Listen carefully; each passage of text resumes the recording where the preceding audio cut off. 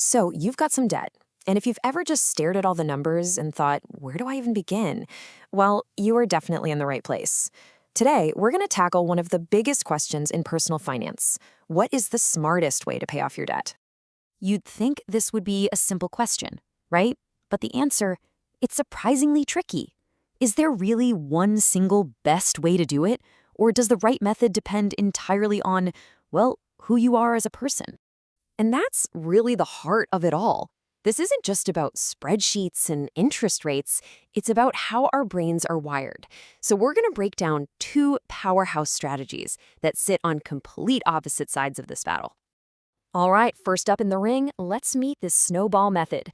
I want you to think of this one as your personal motivational coach, the one who's always on the sidelines cheering you on. The idea here is it's so beautifully simple.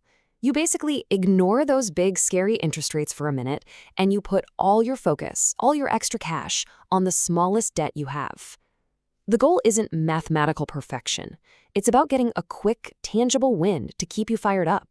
Okay, so here's how you actually do it. Step 1, you list out every single debt you have, from the smallest balance at the top to the largest at the bottom. You keep making the minimum payments on everything else, but you attack that smallest debt with every spare penny you've got. Then, once it's gone, poof, you take all the money you were paying on it and roll it over to the next smallest debt. You see? You're creating this payment snowball that just gets bigger and faster every time you knock one out. And this is the secret sauce. The snowball method is literally engineered for that rush of accomplishment you feel. When you cross a debt off the list, any debt, you feel powerful. You can see real, actual progress. And, science tells us that this feeling, this momentum, is a psychological fuel that keeps you in the fight for the long run. But what if feelings aren't your thing? What if your motivation comes from cold, hard numbers?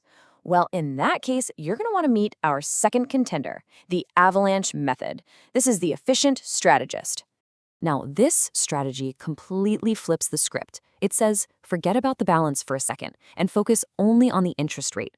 You go after the most expensive debt first, the one that's literally costing you the most money in interest charges every single month. The process is going to feel really familiar. You list your debts, but this time you're sorting by interest rate, highest at the top. You pay the minimums on all the cheaper debts, and you throw everything you have at that one high-interest monster until it's gone. Then, just like the snowball, you roll that whole payment over to the next one on your list. And there it is. That's the core philosophy. The Avalanche method is pure, unapologetic logic. It argues that every single dollar you put toward a high-interest debt saves you way more money than a dollar put anywhere else. It is, without a doubt, the most mathematically efficient way to get to zero debt. Okay, so we've met the contenders. We had the motivational coach versus the efficient strategist. It's time to put them head-to-head. And really, here's the difference in a nutshell. The snowball method is all about your brain. It's designed to keep you motivated and in the game.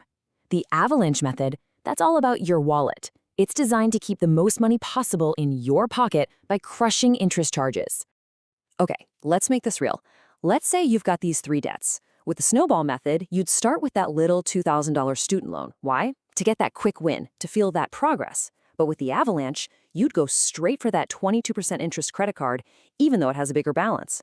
The result? Over the life of the loans, by tackling that high interest rate first, you are guaranteed to pay way less money to the bank. And when you run the numbers, no matter what they are, the result is always the same. The avalanche method will save you more money in total interest. Period. The math simply does not lie. So the real question isn't about the numbers. It's about a human one. Can you stick with a plan that might take a little longer to give you that first satisfying I did it moment? So this all brings us to the most important part. Actually choosing your strategy. It really is about deciding which of these coaches you need in your corner right now. Look, this is a really personal decision. I can't give you the answer. There is no single best strategy for everyone. There's only the best strategy for your personality and for your situation. So you got to be honest with yourself here. Are you the kind of person who knows that seeing a balance hit 0 is going to give you the juice to keep fighting? Then the snowball is your champion for sure. But if you're the type who loves a good spreadsheet, who gets a thrill from optimizing the numbers and can wait for that bigger payoff down the road, then yeah, the avalanche is your clear winner. And if you only take one single thing away from all of this, please let it be this. A mathematically perfect plan that you quit after 2 months is so much worse than a slightly less efficient plan that you actually see through all the way to the end. Consistency is everything. So the battle between math and motivation, it ends with a choice. And it's a choice that only you can make. Knowing what you know now, which path are you going to take? What's your next step?